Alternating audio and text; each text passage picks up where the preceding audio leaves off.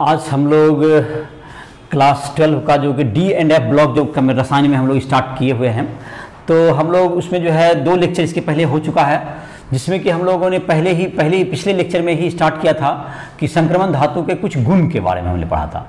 उसमें से 4 गुण हम लोग पहले पढ़ाई कर चुके हैं, जिसमें उसके भौतिक गुण हैं, उसकी ऑक्सीकरण अवस्था, उसका आयन इंथैल्पी और तुमको परमाणु त्रिज्या कैसे बढ़ती है, इन सबों की चर्चा हम लोग पिछले लेक्चर में कर चुके हैं। तो आज हम लोग इसका जो है 5वां जो गुण है, 5वां गुण है तुमको इलेक्ट्रोड विभव के संदर्भ में आज विशेष रूप से हम लोग पहले चर्चा करेंगे, और उसके बाद महत्तम ऑक्सीकरण अवस्था इसकी भी चर्चा करने का कोशिश इसमें गुण के बारे में करेंगे। तो देखते हैं कितना इस लेक्चर में समाप्त हो पाता है। तो जहाँ तक कि हम लोग इलेक्ट्रोड विभव के बारे में है, ये हम लोग विद्युत रसायन में पहले भी पढ़ चुके हैं कि इलेक्ट्रोड विभव क्या होता है। तुमको इस इलेक्ट्रोड जो कि धातु होते हैं उसका जो कि ये तुमको अवकरण विभव है, ये मानक इलेक्ट्रोड विभव में ये मानक इलेक्ट्रोड विभव है। ये मानक मतलब हो गया तुमको 298 केल्विन ताप और मानक इलेक्ट्रोड विभव है ये।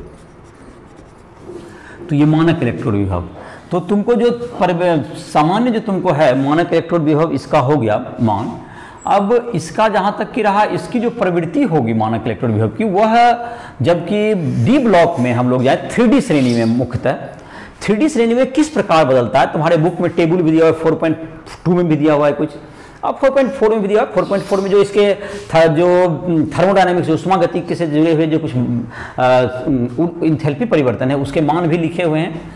तो किसी धातु से हमको निकालना है, अगर उसके जो इंथैल्पी चेंज से हम लोग लेना होगा, किसी धातु को पहले उसमें कणन इंथैल्पी देना होगा तो वो गैसीय प्रावस्था में आएगा।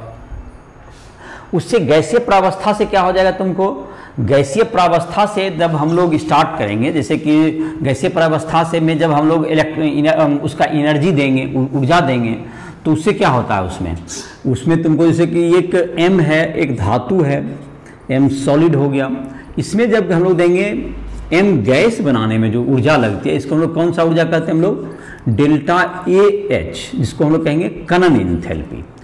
ये हो गया कणन एंथैल्पी दे देते हैं हम लोग। कणन एंथैल्पी देने से क्या बन जाता है, ये गैस प्रावस्था में आ गया। गैस प्रावस्था से क्या करेंगे, अगर हम लोग इसमें डेल्टा IE1H, डेल्टा H जो तुम्हारा है, इससे क्या बन जाएगा, ये M प्लस बन जाएगा और एक इलेक्ट्रॉन यहाँ पर निकलेगा। M प्लस गैस बन गया ये, लेकिन अभी भी M2 प्लस नहीं बना तुम्हारा। तो M2 प्लस बनाने में क्या लगेगा, फिर तुमको एक द्वितीय आयन एंथैल्पी इसको कह सकते हैं डेल्टा IE2H।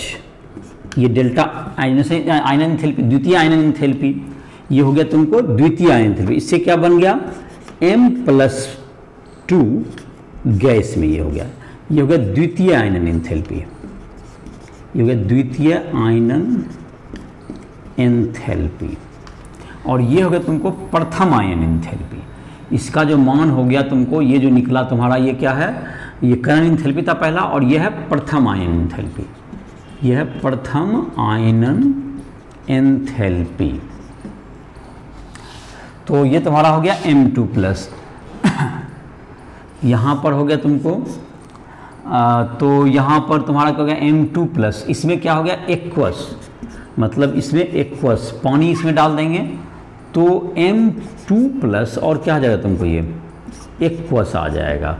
तो इसमें जो कि यहाँ पर होता है, इसको हम लोग कहते हैं M प्लस एक्वस जो मिलाएंगे, पानी इसमें मिला रहे हैं और इसमें भी तो इलेक्ट्रॉन ऐसे निकलेगा, लिबरेट होगा, माइनस इलेक्ट्रॉन लिख सकते थे वहाँ, और इसको कहते हैं हम लोग डेल्टा H, मतलब HYD हाइड्रेशन इंथैल्पी, जलयोजन इंथैल्पी भी कहते हैं इसको हिंदी में, जलयोजन इंथैल्पी।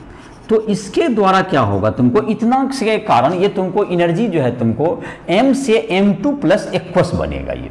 तो इसमें जो तुमको इसका जो डेल्टा H हुआ तुम्हारा M2 प्लस से M2 प्लस एक्वस से M का जो डेल्टा H होगा इसके ऋणात्मक के बराबर होगा। M से M प्लस का इंथैल्पी परिवर्तन कितना हो गया, M से M सॉलिड से M2 प्लस एक्वस जाने में इंथैल्पी परिवर्तन डेल्टा एच अगर होगा तो इसका डेल्टा एच बराबर क्या हो गया, delta A H plus delta I E one, मतलब प्रथम आयनन enthalpy plus delta I E two H और plus delta H Y D hydration enthalpy H.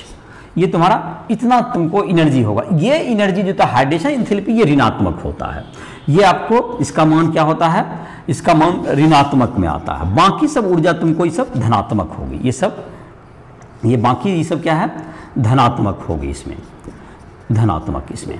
और ये जो तुम्हारा है m से m2 प्लस बनाने में, तो इसमें जहाँ तक है इसका अगर इसका जो इंथैल्पी हो गया तुम्हारा, जब हम लोग इसका जो m2 प्लस से m की बात करेंगे, इसका अब करनी ये तो उल्टा का है, अभी हमारा इलेक्ट्रॉन विभव m2 प्लस m है, तो उसमें जो तुम्हारे होगी, तो यहाँ पर एक चीज़ देखते हैं कि जैसे जैसे आवर्त में हम लोग बाईं से दाईं ओर जाएंगे तो सामान्यतः क्या होता है, आयन इंथैल्पी का मान बढ़ता है, तो इलेक्ट्रोड विभव का जो मान है वह कम ऋणात्मक होता जाता है।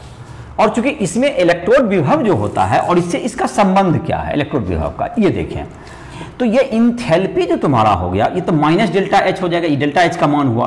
और अगर हम लोग अब अपने इक्वेशन m2 प्लस एक्वस से m का बात करें तो इसका अगर डेल्टा जी इसका है, इसका जो चेंज होगा तो इसमें अगर डेल्टा जी निकालना है तो डेल्टा जी इक्वल टू क्या होता है, ये डेल्टा जी नॉट कहें standard enthalpy equal to delta H naught minus T delta S, ऐसा होता है तुम्हारा। और ये तुमको डेल्टा एस क्या है, एंट्रोपी परिवर्तन, एंट्रोपी परिवर्तन है ये, और ये इंथैल्पी परिवर्तन है। डेल्टा एच हो गया तुम्हारा एंथैल्पी परिवर्तन, एंथैल्पी चेंज, एंथैल्पी परिवर्तन। और डेल्टा जी हो गया गिब्स ऊर्जा परिवर्तन, ये गिब्स ऊर्जा में परिवर्तन। तो डेल्टा जी का वैल्यू होता है माइनस एन एफ, जो कि विद्युत रसायन में तुम्हें याद होगा, minus N F E naught, E naught का जो वैल्यू होगा दैट्स इक्वल्स टू ये तुम्हारा m2 प्लस ऑब्लिक m का कह सकते हो, m जितना इलेक्ट्रॉन, 2 इलेक्ट्रॉन यहाँ इन्वॉल्व है, n का वैल्यू 2 हो जाएगा। f है फैराडे कांस्टेंट 96,500 कूलम होता है इसका वैल्यू।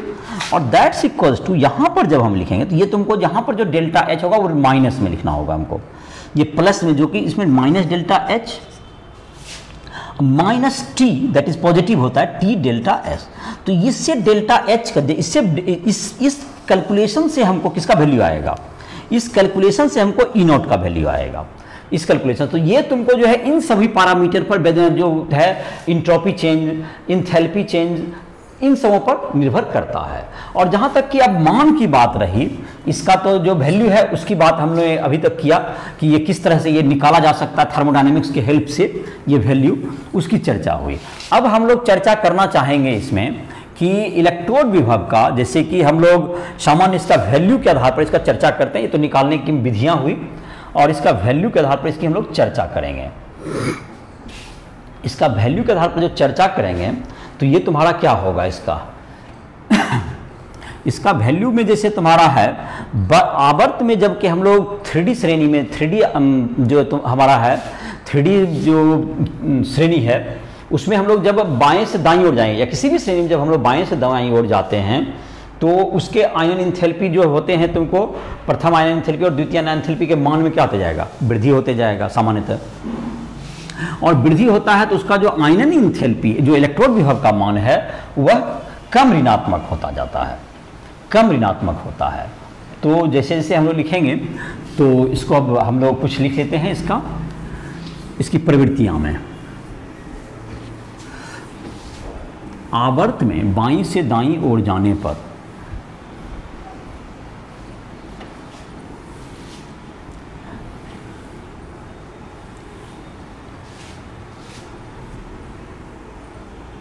प्रवृत्तियां, आवर्त में बाईं से दाईं ओर जाने पर, दाईं ओर जाने पर सामान्यतः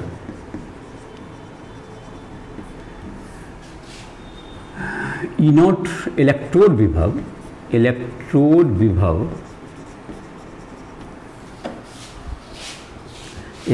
विभव E naught M2 plus oblique M का मान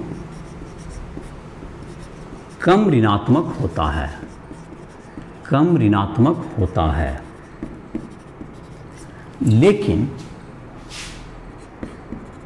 लेकिन अगर इसको टेबल को जो हम लोग मान देखेंगे तो उसमें देखेंगे Mn का ये ज़्यादा ऋणात्मक है, लेकिन E naught Mn2 plus oblique Mn का अधिक ऋणात्मक मान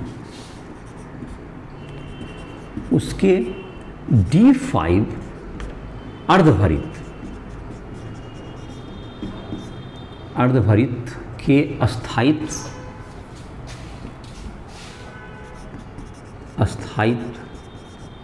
तथा Zn का ई नॉट Zn2 प्लस Zn का अधिक ऋणात्मक अपेक्षा से नीचे जाने में बहुत घट जाना जाएगा, अधिक ऋणात्मक D10 के स्थायित्व से जुड़ा है, से स्थायित्व से संबंधित है। मतलब D5 और D10 में इसमें स्थायित्व अधिक होता है तो इसकी जो आयनन इंथैल्पी है वो बढ़ जाती है और इसलिए ये क्या जाता है, ज़्यादा ऋणात्मक हो जाता है।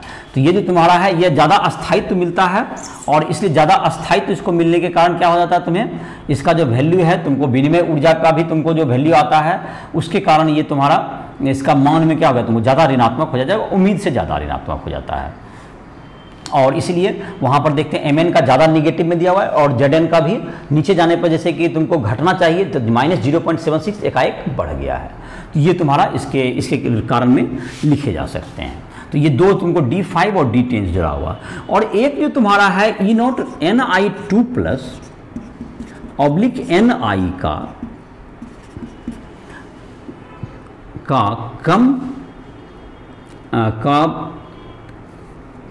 अपेक्षा से अधिक ऋणात्मक होना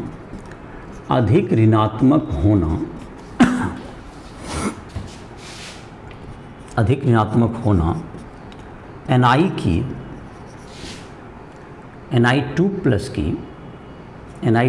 की अधिक जलयोजन इंथैल्पी से संबंधित है, जलयोजन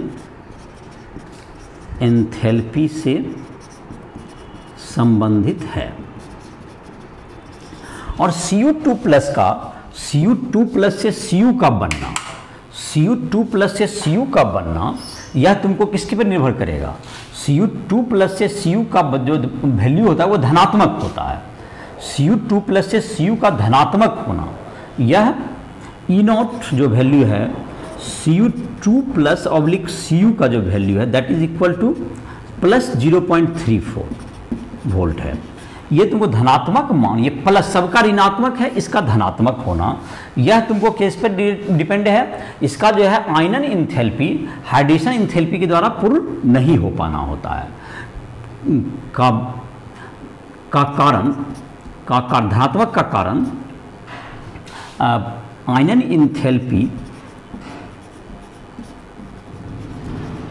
इंथैल्पी की पूर्ति जलयोजन इंथैल्पी से नहीं होना होता है, जलयोजन इंथैल्पी से पूरा नहीं हो पाता है, तो ये तुम्हारा इसका रीजन हो गया तुम्हारा M2 प्लस से M का। तो इसमें जैसे क्या वैल्यू बताया कि ऊपर से नीचे जब बाएं से दाएं हम लोग जाएं तो क्या होना चाहिए, इसको धीरे धीरे वैल्यू में कम ऋणात्मक होना चाहिए। लेकिन इसमें तुमको जहाँ पे जो दो जगह पे जो है काफ़ी प्रोमिनेंटली तुमको Mn में तुमको क्या है, Mn में तुमको दिक्कत दिखाता है, कॉपर तो पॉजिटिव हो गया, ये दिक्कत Mn ज़्यादा निगेटिव हो गया क्योंकि उसमें D5 जो कन्फिग्रेशन है उसका अस्थायित्व तो होता है और उससे जुड़ा हुआ है, उसके कारण ऐसा हो रहा है। दूसरा जो कि तुम्हारा था जो कि अगला जो आएगा जहाँ पे तुमको जो है निकेल की बात करें तो निकेल में तुमको जैसे उसके ऊपर का जो है -0.28 है कोबाल्ट का, और निकेल का -0.25, ज़्यादा कमी नहीं हुआ है। उसका कारण है कि उसकी जल योजन इंथैल्पी अधिक होती है। कॉपर का पॉजिटिव हो जाना, तो उसमें है कि जल योजन इंथैल्पी इतना सफिशिएंट नहीं होता उसका कि उसकी आयन इंथैल्पी की क्या हो सके, पूर्ति हो सके। जल योजन इंथैल्पी इतना नहीं होता कि दोनों आयन इंथैल्पी की उसकी पूर्ति हो सके, और इसलिए उसका धनात्मक हो जाता है। और इसका जहाँ तक कि Zn की बात है, Zn का उम्मीद से ज़्यादा माइनस ऋणात्मक होना, वह उसके जो है किस पर डिपेंड कर रहा है, वह उसके D10 कॉन्फ़िगरेशन के अस्थायित्व को दर्शाता है। तो ये तुम्हारा था M2+ से, और M का जो तुमको है उसका जो है इलेक्ट्रोड विभव की प्रवृत्ति। अब है तुमको इसके बाद हम लोग देखते हैं M3+ और M2+, मतलब कि जब 3+ से क्या बने 2+, तो उसमें जो है इससे अस्थायित्व की हमको पता चलेगी। कौन सा तत्व 2+ में ज़्यादा स्थायी है या 3+ में स्थायी है, इससे हमको उसके व्यवहार के बारे में जानकारी मिलेगी। M2+ oblique M3+ oblique M2+ के वैल्यू से। तो हम लोग लिखते हैं इसको M3+ ऑब्लिक M2+ का वैल्यू। तीसरा हम लोग लिख देते हैं मतलब कि ये छठा हो जाएगा तुम्हारा, 5th तो ख़त्म हो गया, 6th लिखते हैं। 6th है M3+ E0 वैल्यू जो है तुमको, ये 5th है, 5th के बाद 6th होगा E0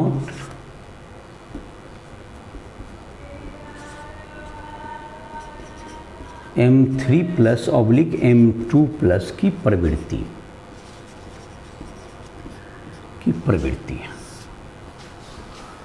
तो यह जो तुमको है, इसमें तुमको पता चलता है कि कौन सा किस में ज़्यादा अस्थायी पाया जाता है। जहाँ तक कि देखेंगे तो कम ऋणात्मक होना, जैसे कि तुमको इसमें जो Mn3+ में जो तुमको Mn3+ से Mn का जब ये है E0 जो तुम्हारा है Mn का पॉजिटिव में है, तो वह Mn के जो वैल्यू हैं जैसे कि तुम्हारा कहते हैं तो निगेटिव होना चाहिए, और धीरे धीरे क्या होना चाहिए, उसको घटते जाना चाहिए। E0 M3+ इलेक्ट्रोड विभव जो M2+ का मान आवर्त में बाईं से दाईं ओर जाने पर, आवर्त में बाईं से दाईं ओर जाने पर कम ऋणात्मक होना चाहिए, कम ऋणात्मक होना चाहिए। क्योंकि आयनन इंथैल्पी का मान क्या होगा, तुमको धनात्मक होता है, आयनन इंथैल्पी का मान बढ़ता है, तो ये तुमको आयनन इंथैल्पी का मान बढ़ेगा तो इसको कम ऋणात्मक होना चाहिए। लेकिन E0 Mn3+ oblique Mn2+ comma E0 CO3+ oblique CO2+ comma E0 Zn3+ oblique Zn2+ का धनात्मक मान उसके +2 के अस्थायित्व को बताता है, +2 के अस्थायित्व को दर्शाता है, +2 की ऑक्सीकरण अवस्था का अस्थायित्व को बताता है। मतलब कि उसकी +2 ऑक्सीकरण अवस्था स्थायी होती है, +3 नहीं। मतलब कि +3 बनाने की इसकी तीनों की प्रवृत्ति नहीं होती है, ऐसा कहना चाहते हैं। +2 इज मोर स्टेबल इसका है। लेकिन इसमें देखेंगे Cr3+, इसमें Cr का देखेंगे क्रोमियम का 3+ से क्रोमियम का 2+, इसका वैल्यू ज़्यादा निगेटिव होना, ज़्यादा निगेटिव Cr3+ के अस्थायित्व को बताता है, Cr3+ के अस्थायित्व से संबंधित है, T2G अर्धभरी, T2G जैसा बताए थे, इसमें भी इलेक्ट्रॉनिक विन्यास में भी बताए थे इसका ऑक्सीकरण अवस्था में T2G अर्धभारित के कारण की पुष्टि करता है, ये उसके स्थायित्व के कारण ये जुड़ा हुआ है। और इसीलिए जो है तुमको Cr2 प्लस जो होता है, Cr2 प्लस जो है तुमको Cr3 प्लस के में ये, लेकिन Fe2 प्लस जो है Fe2 प्लस का Fe3 प्लस में ये कन्वर्ट होता है, Fe2 प्लस से ये Fe3 प्लस में कन्वर्ट हो सकता है। यह जो मान है इसका इलेक्ट्रोड पोटेंशियल धनात्मक है, लेकिन छोटा धनात्मक कम है, तो इसकी प्रवृत्ति ये पाई जाती है। D5 इसमें D5 कन्फिग्रेशन हो जाएगा, इसमें D5S1 समाप्त हो जाएगा, इसमें होता है D6 होता है, तो इसके D5 प्रवृत्ति इसकी पाई जाती है। तो ये तुम्हारा इसका है E0 value.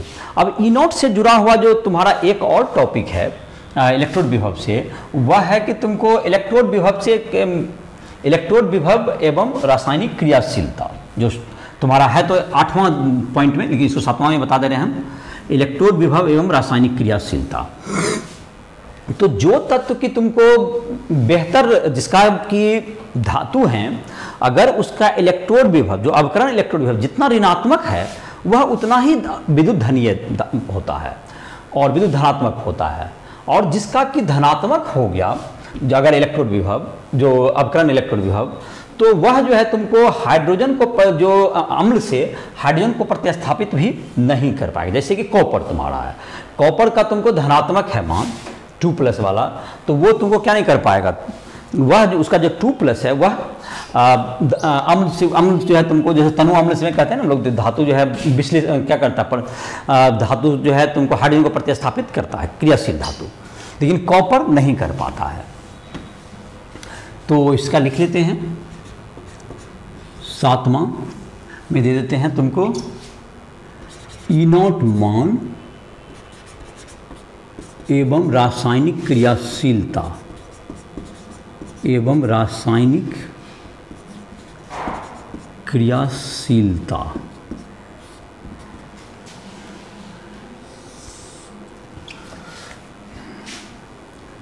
E0 M2 plus oblique M का अधिक ऋणात्मक मान, अधिक ऋणात्मक मान तत्व की विद्युत धनात्मकता को प्रदर्शित करती है। विद्युत धनात्मकता को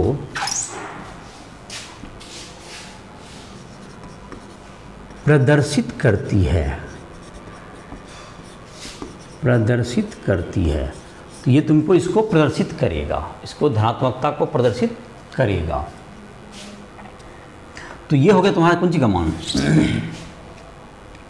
इसकी विद्युत धनात्मकता को प्रदर्शित करता है कि ये ज़्यादा इलेक्ट्रोड विभव है, तो ये विद्युत धनात्मकता को प्रदर्शित करता है। अब जो यहाँ पर तुमको जहाँ तक कि इसका मान है, जैसे कि तुम्हारा है कि जो धातु E0 जो है तुमको Cu2 प्लस ऑब्लिक Cu का जो मान है तुम्हारा, दैट इज 0.34 वोल्ट, ये तुमको धनात्मक मान बताता है कि यह से स्पष्ट है कि Cu तनु अम्ल से H2 प्रतिस्थापित नहीं कर सकता है, तनु अम्ल से H2 प्रतिस्थापित, H2 गैस नहीं देता है, H2 गैस नहीं देता है, ये H2 नहीं दे पाएगा। बाकी जो जितना ज़्यादा क्रियाशील, जितना ज़्यादा निगेटिव है वो उतना आसानी से क्या देगा, इसका देगा, वैल्यू देगा। और जहाँ तक कि तुमको Cu जो है, तुमको Cu के बारे में बात करें कि ये तुमको Cu प्लस जो है प्लस में रहेगा, ये तुमको Cu प्लस से Cu2 प्लस जो असमानुपातन प्रतिक्रिया करता है, ये जलीय विलयन में।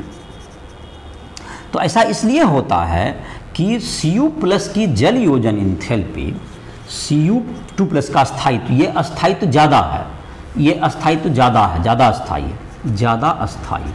क्यों? कारण है कि Cu प्लस की जल योजन इंथैल्पी, जल योजन मतलब जल में डालने के बाद जो Cu प्लस का जल योजन एंथैल्पी जो कि एक ऊर्जा निकलेगी, एंथैल्पी Cu प्लस के Cu की द्वितीय आयनन एंथैल्पी से अधिक है, Cu के द्वितीय आयनन इंथैल्पी से अधिक है। तो ये अधिक है तो ऑटोमेटिक है, जैसे Cu प्लस अगर पानी में आया तो उसमें ऊर्जा मुक्त होगी, तो उतना ऊर्जा सफिशियंट है कि उससे आयनन इंथैल्पी क्या कर लेगा, वो तुमको दूसरा इलेक्ट्रॉन वहाँ से बाहर निकल जाएगा। इसलिए जलीय विलयन में Cu प्लस के बजाय वह Cu2 प्लस के रूप में रहता है, Cu2 प्लस के रूप में ये रहेगा। और जिसका जितना ज़्यादा इलेक्ट्रॉन विभव ज़्यादा ऋणात्मक, वह उतना ही ज़्यादा रासायनिक रूप से धातुक में क्रियाशील। तो E0 जो है E0 तुमको जितना ज़्यादा क्या होगा, M2 plus oblique M is equal to negative, ज़्यादा निगेटिव, तो रासायनिक रूप से अधिक क्रियाशील, ये तुम्हारा हो गया, ये क्राइटेरिया हो गया।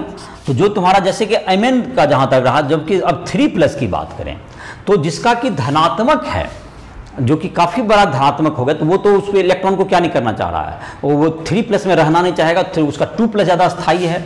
अगर E0 इसके बारे में अगर भी लिख दें, E0 M3 plus oblique M2 plus is equal to positive, तो इसमें कौन ज़्यादा स्टेबल है, तो +2 ऑक्सीकरण अवस्था अस्थायी होगा। तो +2 ऑक्सीकरण अवस्था अस्थायी होगा, और इसमें ज़्यादा कम है, ज़्यादा निगेटिव है तो माइनस तो +3, और अगर निगेटिव है फिर यहाँ पर E0 M3 plus oblique M2 plus is equal to ज़्यादा निगेटिव, तो 3 प्लस इज स्टेबल, 3 प्लस ज़्यादा अस्थायी है। तो ये तुमको अस्थायित्व का भी से पता चल जाता है। जहाँ तक क्रोमियम में देखेंगे तो क्रोमियम में 3 प्लस ज़्यादा अस्थायी है, और हम अगर मैग्नीज में देखें तो मैग्नीज में प्लस में आएगा, धनात्मक आ रहा है, तो या Zn में आएगा, तो इसमें क्या है क्या मतलब उसका +2 अस्थायी है ज़्यादा। कोबाल्ट में वही धनात्मक में आता है, तो उसका मतलब +2 स्टेबल है। और ये जो है कॉपर वगैरह तो 3 बनाना ही नहीं चाहता है, उसमें जो है तुमको जलीय विलयन में Cu प्लस के बजाय जैसे कि Cu2 प्लस रहना चाहेगा वो, जैसे कि इसका एक प्रतिक्रिया होता है Cu2I2 जो प्लस, ये क्या बन जाता है Cu2I2 2 में आ जाएगा, और प्लस क्या निकल जाएगा, इसमें कॉपर निकल जाएगा। तो ये तुमको असमानुपातन प्रतिक्रिया करेगा, ये जिसको कहते हैं असमानुपातन प्रतिक्रिया, असमानुपातन का गुण प्रदर्शित ये करेगा। तो ये जो तुमको केमिकल रिएक्टिविटी है, जितना ज़्यादा निगेटिव होगा उसका जो रासायनिक रूप से वह आसानी से क्या करता है, हाइड्रोजन को मुक्त कर पाएगा। और धनात्मक मान अगर ज़्यादा है तुमको 3 प्लस M3 प्लस से M2 प्लस का, तो वह उसका 2 ज़्यादा स्थायी है, ज़्यादा ऋणात्मक है तो उसका 3 ज़्यादा स्थायी है, जैसे क्रोमियम के केस में होगा। तो ये तुमको अस्थायित्व से, ये जो तुम्हारा है इसके अस्थायित्व से जुड़ा हुआ प्रवृत्ति है। और इसके अलावा है तुमको कि किस प्रकार जो है तुमको हम लोग जो है देखेंगे कि रासायनिक क्रियाशीलता उसमें जैसे है तुम्हारा, इसमें हमने देखा कि किस प्रकार से E0 मान और E0 मान से किस प्रकार से रासायनिक क्रियाशीलता किसी तत्व की जुड़ी हुई है। अब हम लोग जो देख सकते हैं इसमें तुमको कि कौन सा तत्व जो है तुमको किसकी जो है तुमको महत्तम ऑक्सीकरण अवस्था का किस में स्थायित्व करने की प्रवृत्ति होती है, जैसे हेलोजन में हो सकती है या ऑक्सीजन की होती है। तो इसकी चर्चा हम लोग अगले लेक्चर में करेंगे। और जिस भी स्टूडेंट को कुछ भी तुमको दिक्कत हो रहा है किसी भी चीज़ को पढ़ने में, फिजिक्स केमिस्ट्री या मैथ में, राइस लैब को प्ले स्टोर से डाउनलोड करके वह हमसे व्यक्तिगत समय भी ले सकता है। तो इसी साथ इस लेक्चर को समाप्त करना है।